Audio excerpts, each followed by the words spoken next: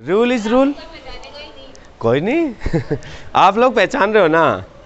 बस नहीं पहचान रहे, डाउट है अच्छा जवानों क्वेश्चन लिखो, शाबाश। A man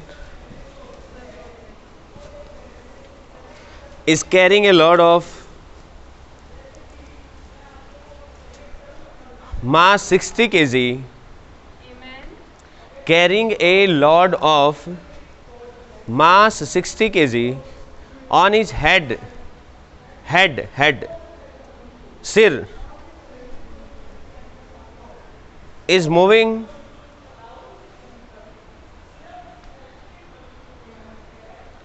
in a straight line on a horizontal surface.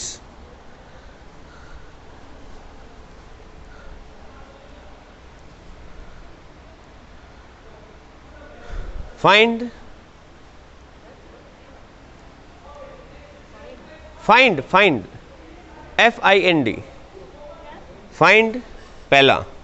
पहला case, work done by force of gravity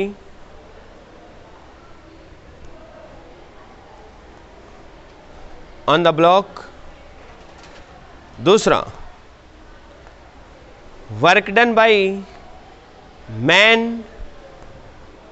on the block, work done by man on the block। तीसरा, work done by block on the man।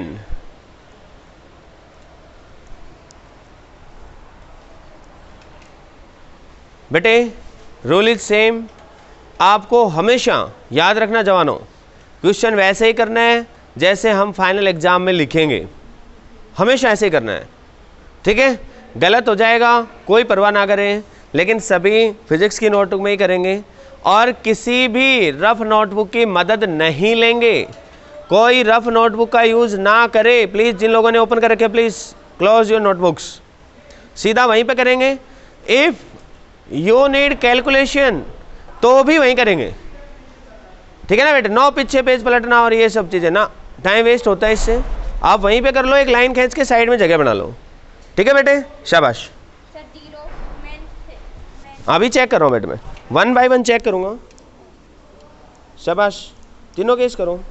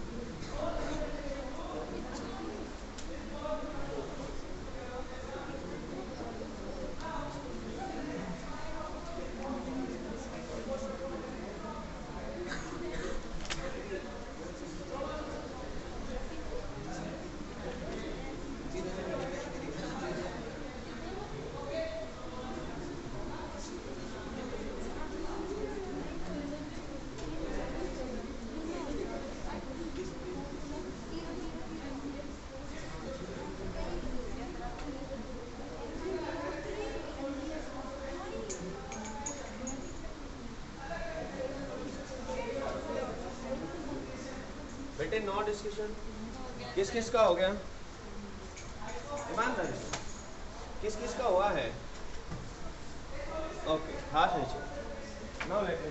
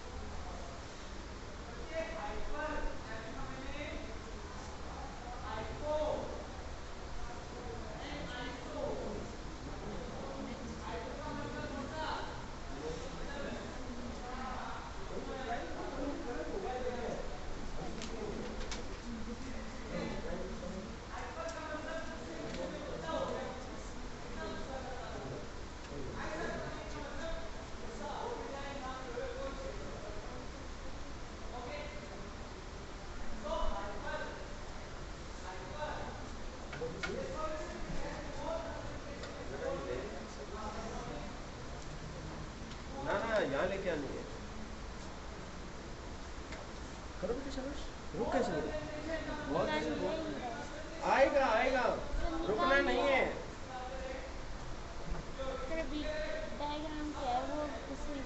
आएगा आएगा, खुद से करो बेटे। एक बार सबको ट्राई करना है बेटे, मैं चेक कर रहा हूँ। शाबाश शाबाश।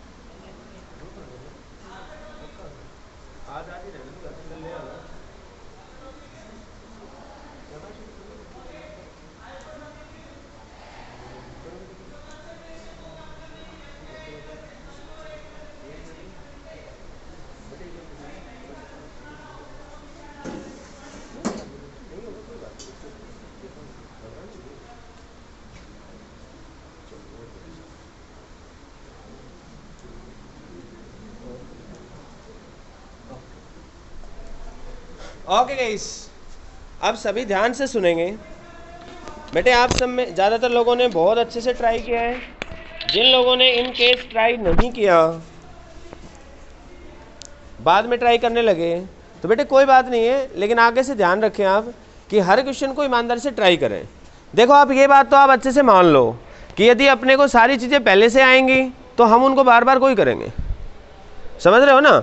तो हम ये चीज़ें कर रहे हैं वो इसीलिए है कि पहले आप ट्राई करें, आपको नहीं आएगा तो हम डिस्कस करेंगे। इसलिए ना आने से घबराएं ना, ऐसा ना सोचे कि मेरे को नहीं आया तो मैं क्या सोचूंगा या कोई आपका साथी क्या सोचेगा, कोई कुछ नहीं सोचेगा, बल्कि नहीं आएगा तो मुझे अच्छा लगेगा कि आपने एक नई चीज़ सीखी आज। ओके, और यदि आपको आता होगा तो भी बहुत बढ़िया है कि आपने अच्छे से खुद से कर लिया। ओके गाइस, लेकिन ईमानदारी से ट्राई करें, है ना। उसमें कोई ये ना सोचे कि पहला नहीं आया तो वहीं पे बैठ गए, नो। अब देखो बेटे, सबसे इंपॉर्टेंट चीज़ है कि आप सिचुएशन बनाएं। फिजिक्स में सिचुएशन बनाना सीख जाओगे तो आधा क्वेश्चन तो सोल्व वैसे हो जाएगा। इसने कहा था एक इंसान है, बहुत ही बढ़िया है, मैं मान लेता हूं कि आप ही हैं। वाह। अब आप जो हैं, ओहो, मास्क भी है, यस बेटे, ओके बेस्ट बेटे। अच्छा, ये सिर पे वेट रखा हुआ है, ये लोड रखा है, और इसका मास जो है वो है बेटे 60 kg। आई होप 60 दिया था मैंने ना। अब बेटे ध्यान से समझो आप, वर्क हमेशा फोर्स का निकाला जाएगा, और कौन से फोर्स का निकाला जाएगा वो हमें स्टेटमेंट से क्लियरली मेंशन होगा।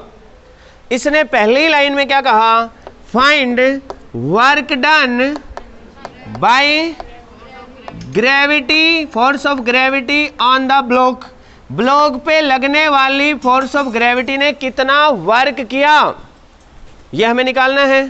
बेटे क्या आप बता सकते हो कि इस डब्बे पर फोर्स ऑफ ग्रेविटी कहाँ लग रही है? नीचे लग रही है कि हॉरिजेंटली लग रही है?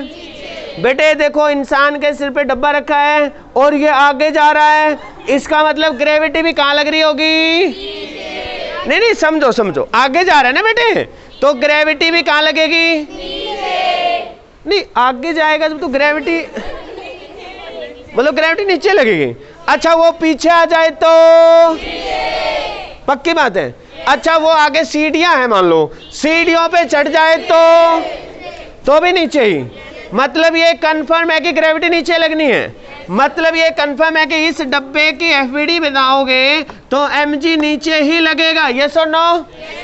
अब बेटे हमने ऑलरेडी उसमें स्टेटमेंट यूज करी है कि एक हॉरिजेंटल ग्राउंड सरफेस पर वो सीधा जा रहा है, ऐसे ही बोला है। अब आप खुद ही बताओ बेटे, ये वर्टिकली डाउनवर्ड डायरेक्शन में लग रही है ग्रेविटी और इंसान जा रहा है सीधा, तो एंगल कितना बना बेटे? यस और नो?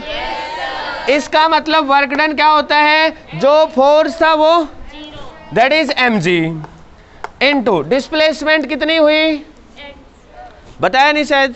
मान लो 10 मीटर चलाओ, x चला, हमें नहीं मालूम कितना चला, x चला, इनटू x इनटू कॉस, और ये क्या होता है? इसका मतलब आंसर क्या आया? अब बोलो, समझ में आया? यस और नो? पक्की बात है बेटे? नेक्स्ट मैंने बोला find work done by man, work done by man on the block. बेटे एक बात बताओ, इंसान इस पर किधर फोर्स लगा रहा होगा? ऊपर। अरे यस और नो? तो बेटे इंसान ने इस डब्बे पर फोर्स लगाया ऊपर। अच्छा एक बात, इंसान कितना फोर्स लगा रहा होगा? mg किसका? mg इंसान का, आदमी का या डब्बे का? मान लो आदमी है वो 80 kg का आदमी है, इतना हल्का आदमी नहीं हो सकता। क्या कह रहे हो बेटे? उसी का किसका? आदमी का या डब्बे का?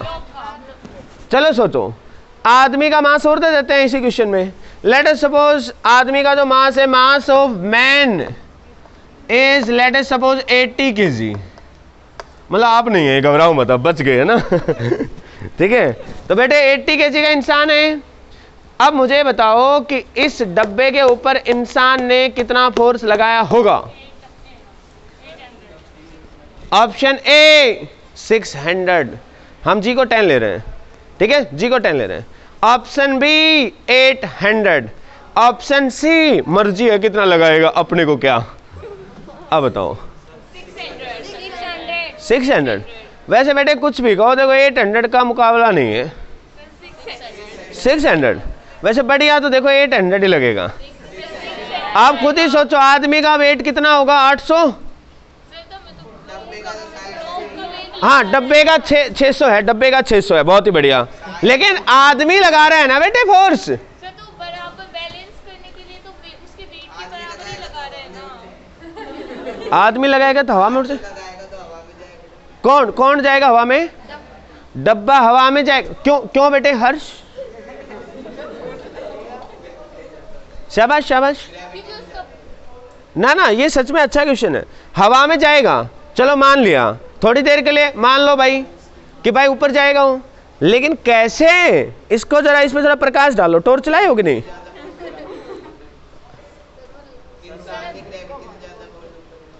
इंसान की ग्रेविटी क्या कह रहे हो? दोबारा बोलो, हर सच में नहीं सुन पा रहा मैं। हाँ मास्क हटा के बोलो, कोई बात नहीं। हाँ मैं बिल्कुल सहमत हूं आपकी बात से, लेकिन ये और बताओ किसकी ग्रेविटी से ज्यादा फोर्स लगेगी? बॉक्स की ग्रेविटी से ज्यादा फोर्स लगेगी तो उड़ेगा क्यों? 600 बॉक्स पे लग रही है, इंसान 800 लगाएगा तो -200 हो गए। बिल्कुल सही बात है, इंसान लगा देगा ज्यादा। मतलब उस डब्बे की हालात को गौर से देखो, डब्बे पर नीचे लग रहा है 600, इंसान ने लगाया 800, तो क्या होगा भाई? डब्बे के ऊपर नेट फोर्स कहां होगा? ऊपर। और हम न्यूटन भाई साहब की बात को अच्छे से जानते हैं और मानते भी हैं कि भाई यदि नेट फोर्स आया है डब्बे पे तो डब्बे का नेट एक्सेलरेशन भी होगा। इसका मतलब डब्बा चुपचाप तो नहीं जाएगा, वो तो ऊपर जा रहा होगा। यस और नो? लेकिन हमें क्या कहा? एक इंसान एक डब्बे को लेके जा रहा है तो डब्बा उसके सिर पे ही है। यस और नो? इसका मतलब ये तो जरूरी है कि डब्बे पे जितना फोर्स नीचे था इंसान उतना ही ऊपर लगाएगा। अब इंसान ने डब्बे पे जितना फोर्स नीचे लग रहा था उतना लगाना है, तो डब्बे पे नीचे फोर्स लग किसके कारण रहा है? ग्रेविटी के कारण। किसके कारण? ग्रेविटी के कारण लगेगा तो डब्बे का मास इंक्लूड होगा। यस और नो? तो भाई डब्बे का खुद का mg कितना है? 600। तो इंसान भी कितना लगाएगा? 600। क्लियर हुआ बेटे? अब भाई इस डब्बे के ऊपर 600 न्यूटन का फोर्स लगाया इंसान ने, और इंसान गया किधर? आगे। एंगल कितना बना? 90। इसका मतलब वर्क कितना आया बेटे? 0। बिल्कुल सही आंसर है।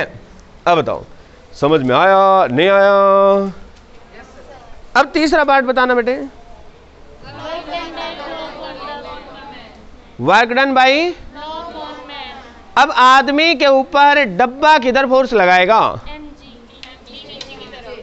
देखो देखो, अच्छा चलो क्वेश्चन यही है। पहले इंसान, वर्क डन बाई ब्लॉक बोला है ना मैंने, work done by block on the man. मुझे बताओ बेटे इस क्वेश्चन से पहले एक छोटी सी बात का रिप्लाई करो। What is the direction of the force exerted by the block on the man? कोई बात ही नहीं, कोई बात ही नहीं। शाबाश, बताओ बताओ। नहीं कोई बात नहीं, दोबारा बता दो। पक्की बात है? डाउनवर्ड है।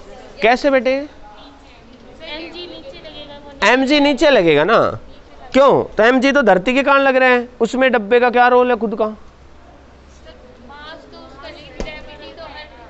हाँ ग्रेविटी तो अर्थ की है, तो धरती का लगा ना फोर्स, तो डब्बे का कहाँ लगा? डब्बे को खींच रहे हैं तो डब्बे का वजन हो गया ना। डब्बे को खींच रहे हैं, हम बीच में आ रहे हैं तो हमें भी धरती डब्बे को खींच रही है, हम ठहरे बीच में, तो हमें भी निपटा ही देगी। हमें कहाँ छोड़ने वाली है वो? बेटे इस स्टेटमेंट में एक कंसेप्चुअल मिस्टेक है, आप लोगों को अच्छे से समझना चाहिए। वो बात अलग है कि वो वैल्यू जो है वो mg के बराबर आएगी, वो बात अलग है कि वो वैल्यू mg के बराबर आ जाएगी, लेकिन रीजन ये नहीं है कि mg है, रीजन ये है कि नॉर्मल रिएक्शन है। डब्बा हमारे साथ कांटेक्ट में है, डब्बा हमारे सिर पे रखा है, तो डब्बा हमारे कांटेक्ट में है, और जब डब्बा हमारे सिर पे है तो कांटेक्ट के कारण डब्बा हमारे ऊपर एक फोर्स लगा रहा है। बात समझ में आई कि नहीं आई बेटे?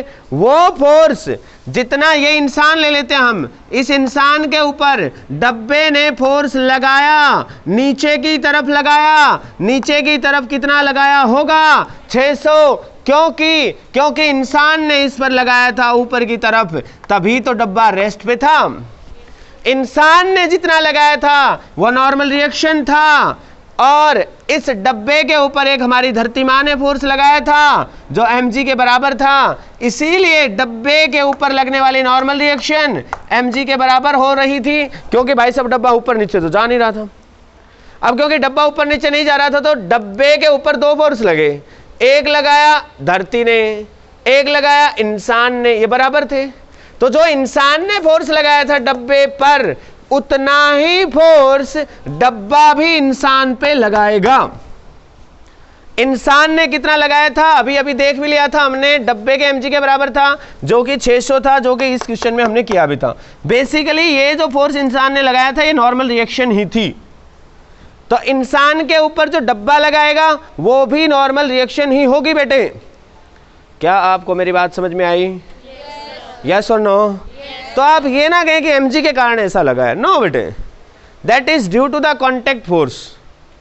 क्लियर है? तो कॉन्टेक्ट फोर्स था इंसान का, डब्बे के साथ कॉन्टेक्ट था, उस कॉन्टेक्ट के कारण इंसान ने डब्बे पर लगाया और डब्बे ने इंसान पे लगाया। इंसान ने डब्बे पर ऊपर लगाया तो डब्बा इंसान पे नीचे लगाएगा। और क्योंकि साहब फोर्स लगेगा नीचे और हॉरिजेंटल में डिस्प्लेसमेंट हुई है, again angle is 90 degree and work done will be 0। 3-4 लोगों ने बिल्कुल सही किए थे तीनों के तीनों केस, बाकी बाद में हो सकता है औरों ने भी कर लिए हों। प्यारे जवानों, आई होप सबको समझ में आया होगा। यस और नो? कोई डाउट तो नहीं है? नेक्स्ट क्वेश्चन, शाबाश। ये उतार लेना बेटे जल्दी से, जिसको भी उतारना है जल्दी से उतार ही लेना।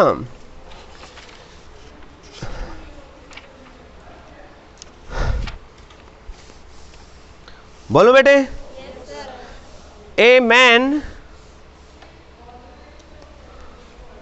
pushes a lawn roller, pushes, push, P-U-S-H-E-S, pushes a lawn, L-A-W-N, lawn roller, समझते हो ना क्या होती है? होती है throw a distance of 20 meter, throw a distance of 20 meter, throw a distance of 20 meter, 20 meter. If he applies a force of 20 kg weight, if he applies a force of 20 kg weight, कहां से बेटे? शुरू से ही।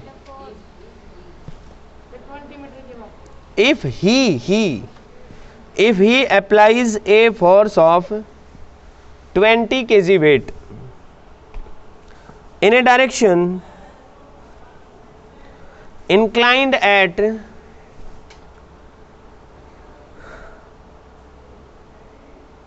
60 degree to the ground,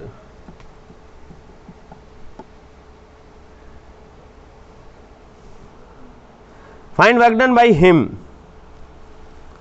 जी को 10 ले लो, use ji equal to 10।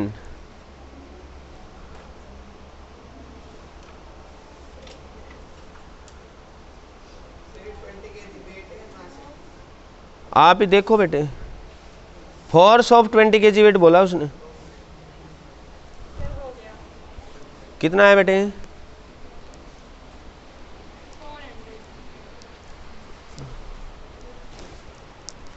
दिखाओ बेटे।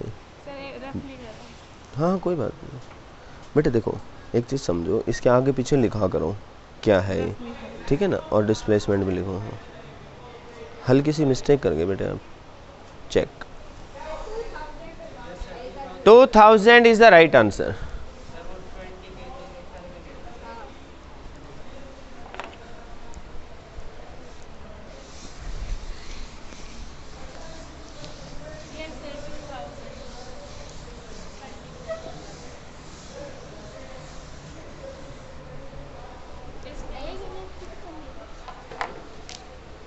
कर लिए बेटे? आ गया बेटे? Let me check.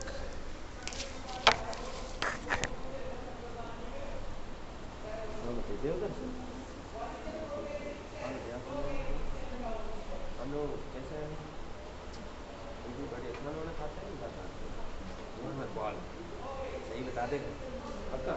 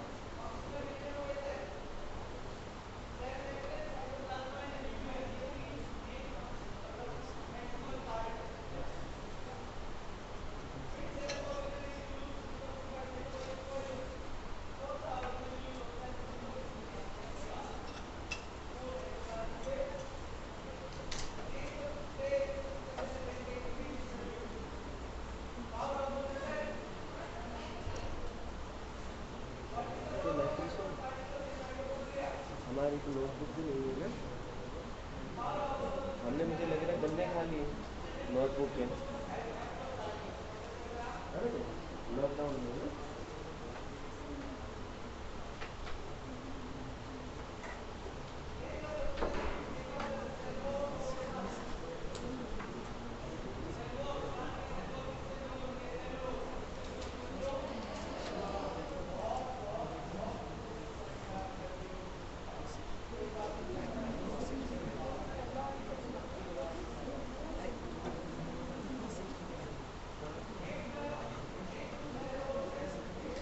Okay guys, देखो अब ध्यान से देखो, आपने भाई एक इंसान दे रखा है आपको, कह रहा है ये मान लो लॉन रोलर है, इस पर एक फोर्स लगा रहा है वो, और हॉरिजेंटल के साथ 60 डिग्री का फोर्स लगा रहा है। अब आप कहोगे जी हमें कैसे पता है कि वो ऐसे फोर्स लगा रहा है? तो कोई बात नहीं, आपका मन हो सकता है कि आप इस तरह से इंक्लाइंड माने, लेकिन कोई बात नहीं है बेटे, ऐसे मानोगे तो भी हॉरिजेंटल के साथ एंगल तो 60 ही है, तो उसका हॉरिजेंटल डायरेक्शन में जो इफेक्ट आएगा वो तो F cos 60 आएगा, यस और नो? तो आप ऐसे लोगे तो भी F cos 60 आएगा, ऐसे लोगे तो भी F cos 60 आएगा, क्योंकि वो चलना हॉरिजेंटल पे ही है। तो वर्क की यदि हम बात करें तो वो हो जाएगा force that is F cos 60 multiplied by the displacement in this direction, और इस डायरेक्शन में डिस्प्लेसमेंट कितनी दी है उसने? 20 मीटर। वैसे एक बात जो यहाँ पे ध्यान रखने वाली थी वो ये थी, बहुत ही बढ़िया बेटे, यहाँ पर जो फोर्स था वो हमें न्यूटन में नहीं गिवन है, वो न्यूटन में गिवन नहीं है, बल्कि वो गिवन है 20 kg वेट। 20 kg वेट का मतलब क्या है? 20 kg के ऑब्जेक्ट का जितना वेट होता है, ये बात समझ सकते हैं हम 20 kg वेट से, यस नो? अब एक बात बताओ, 20 kg के ऑब्जेक्ट का वेट कितना होगा? उसका मास 20 इंटू जी, और जी मैंने बोला था 10 यूज कर लेना, दैट इज 200। तो 200 जैसे ही आप यहाँ पर पुट करोगे बेटे, तो वर्क जो आएगा 200 इंटू कॉस 60 हाफ होता है, इंटू 20, कुल मिलाकर बेटे 2000 जूल इज द आंसर। अब आया बेटे समझ में, यस और नो? तो जवानों छोटी मोटी एरर यदि हो रही है डोंट वरी, है ना, आप ट्राई करते रहिए बस। अगला question,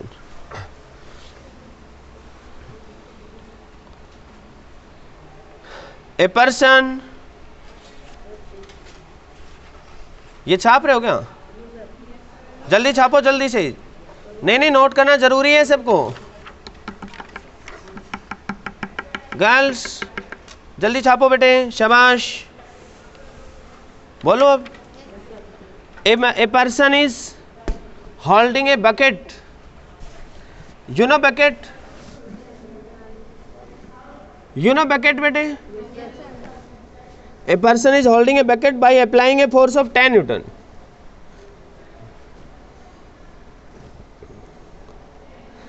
By applying a force of 10 Newton, he moves a horizontal distance of 5 meter. He moves a horizontal distance of 5 meter and then climbs up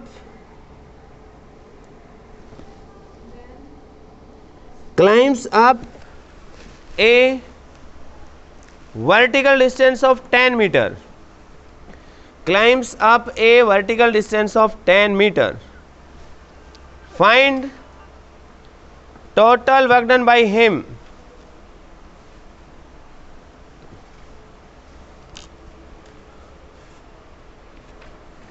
बेटे सिचुएशन बनानी है, समझदारी से क्वेश्चन को सॉल्व करना है, कोई जल्दबाजी नहीं है, शाबाश, सभी ईमानदारी से सॉल्व करेंगे अच्छे तरीके से। 9 शॉर्टकट बेटे, रिमेंबर गाइस, 9 शॉर्टकट।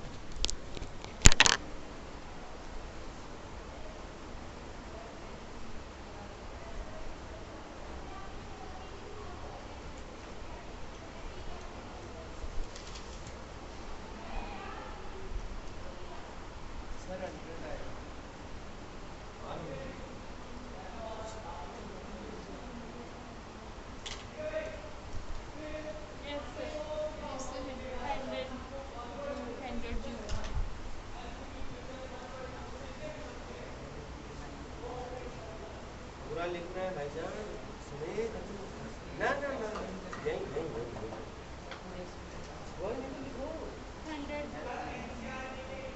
पूरा लिखो बेटे सुमित, तभी तो सीखेंगे हम,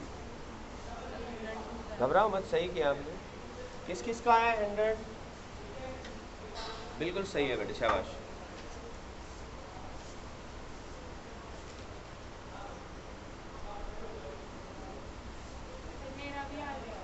बहुत बढ़िया बेटे।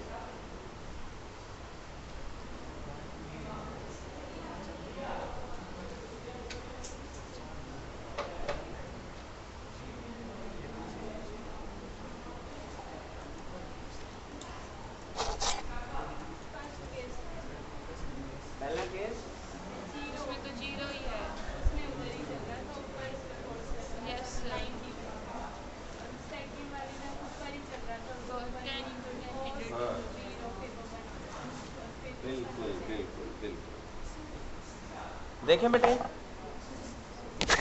ओके गाइस, सिंपल ही क्वेश्चन था, कोई नहीं, देखते हैं कहाँ भूल हुई, है ना बेटे। मैच करना आप लोग। एक आदमी है जो एक बाल्टी को होल्ड कर रहा है और 10 न्यूटन का फोर्स लगा रहा है। दिस इज बाल्टी, सही है, दिखिए नहीं, लेकिन ये सही बनाना पड़ेगा, नहीं रुकेगी नहीं बाल्टी। अब सही है ना। देयर इज ए इंसान,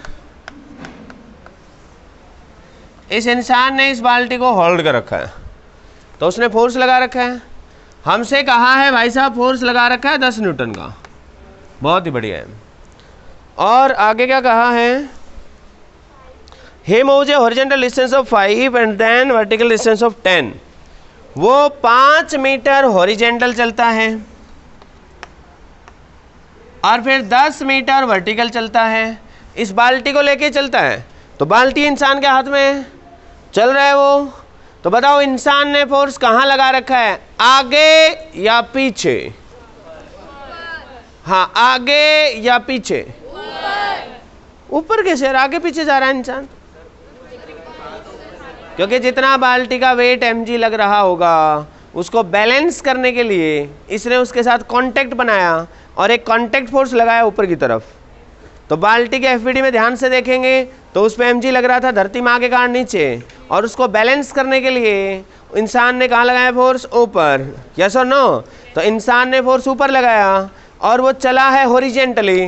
तो इंसान ने जो फोर्स लगाया है 10 न्यूटन दे भी रखा है हमें, लेकिन वो जा हॉरिजेंटली रहा है। तो हम इसको मान लो टुकड़ों में तोड़ लेते हैं, ए, बी और सी। तो यदि हमें वर्क डन ए से बी निकालें तो वो आएगा force Guna displacement Guna cos 90, that will be 0। समझ आया बेटे? यस और नो?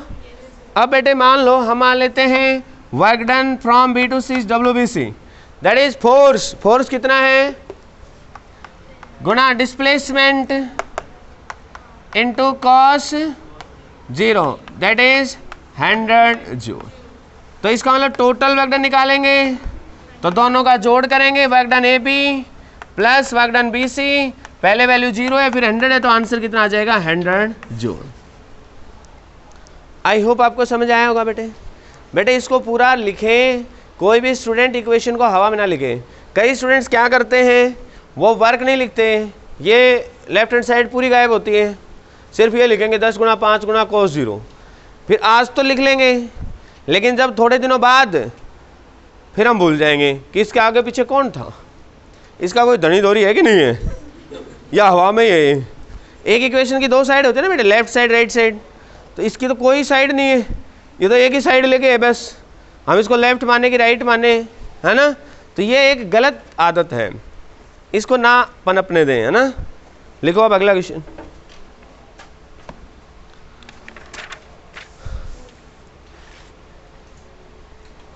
बोलो बेटे, बोल दूं? बोल लूं बेटे? जल्दी छाप लेना, ये एज इट इज मिलना चाहिए मुझे। यस बेटे।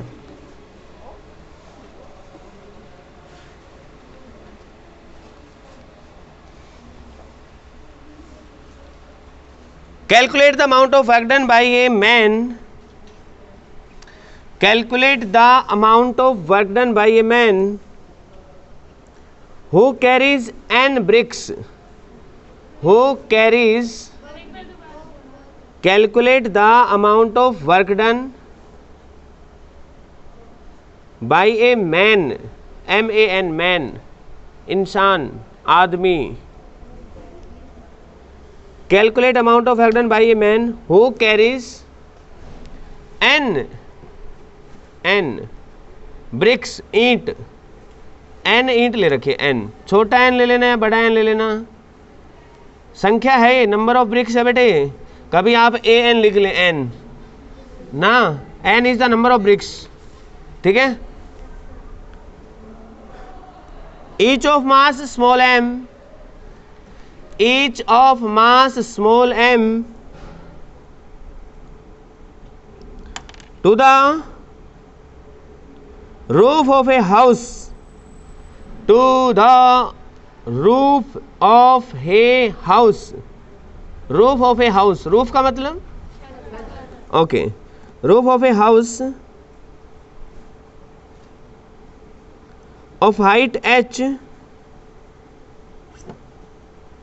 by climbing up a ladder, by climbing up a ladder.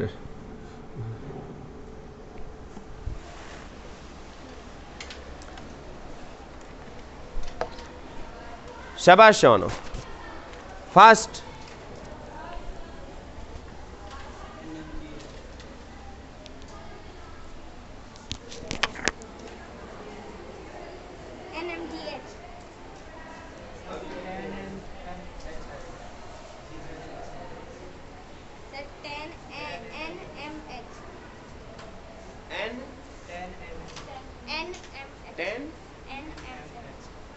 जी की वैल्यू 10 यूज कर ले, जी को जी रहे ना,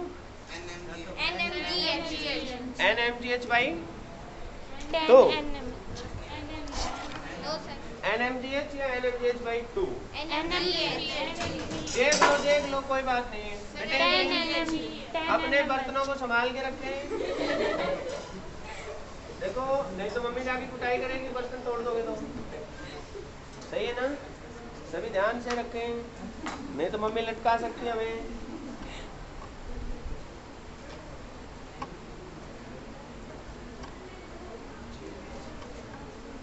बेटे एक इंसान ने ईंट उठा रखे हैं, एक ईंट का मास m है, टोटल ईंट कितनी उठा रखी है उसने n, तो मान लो 2 ईंट होती तो 2 ईंट का कितना मास होता बेटे, मान लो इंसान ने 2 ईंट उठा रखी होती, एक ईंट का मास है m, तो 2 ईंट का कितना होता 2m, 3 होती तो 4 होती तो 5 होती तो 50 होती तो 100 होती तो, लेकिन यदि 101 होती, यदि 101 ईंट होती, देखो 100 ईंट होती तब तक तो ठीक था, 100 गुना m, लेकिन यदि 101 हो जाती तो अब की बार 101 गुना m है, होता कि नहीं होता, डेफिनेटली होता, अब भी होता, अरे यस ना, तो 200 तक कोई प्रॉब्लम नहीं थी, लेकिन जैसे ही 201 होगा अब ये बात नहीं लगेगी। अच्छा अब भी ये बात लगेगी, मतलब कितने भी ईंट हो तो मतलब n ईंट होंगी तो भी ये बात लगेगी, इसका मतलब n ईंट है तो उनका मास कितना है n इंटू m, तो मास ऑफ ऑल ब्रिक्स, जितनी भी n ब्रिक्स थी सबका मास कितना हो गया n इंटू m, उसने इन सभी को उठा रखा है, तो इंसान ने फोर्स कितना लगाया होगा बेटे, फोर्स बाई मैन, इतना मास जो था इसको जी से मल्टीप्लाई कर दे, क्यों, क्योंकि इनका टोटल वेट नीचे mg लग रहा होगा nm इंटू जी, और ऊपर इंसान ने लगाया होगा, वो लिख दिया हमने, यस और नो, नहीं आया। तो प्यारे जवानों अब वर्क पूछा था इंसान के द्वारा वर्क, तो इंसान के द्वारा फोर्स इनटू इंसान ने कितनी डिस्टेंस ट्रेवल करी, h हाइट ऊपर चढ़ा है वो, तो इनटू h इनटू कॉस 0, एक ही डायरेक्शन में ले रहे हो तो इसको लिखने की जरूरत भी नहीं है, तो आंसर कितना आ जाएगा NMGH, यस और नो। अगला लिखो,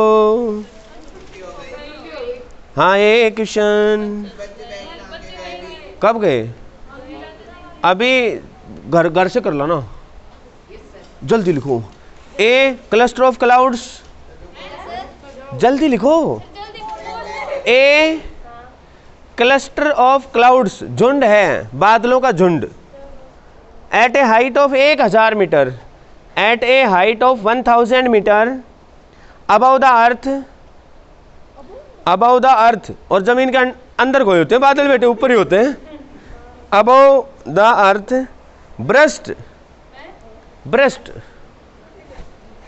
and enough rain fail, enough rain fell to cover an area of, to cover an area of 10 की power 6 meter square, 10 raised to power 6 meter square, with a depth of 2 centimeter, 10⁶ meter square with a depth of 2 centimeter. How much work? How 2 centimeter. How much work would have been done in rising water to the height of clouds? प्यारे जवानों, आज के लिए इतना ही, कल फिर मिलेंगे। यहाँ तक अच्छे से करके आना।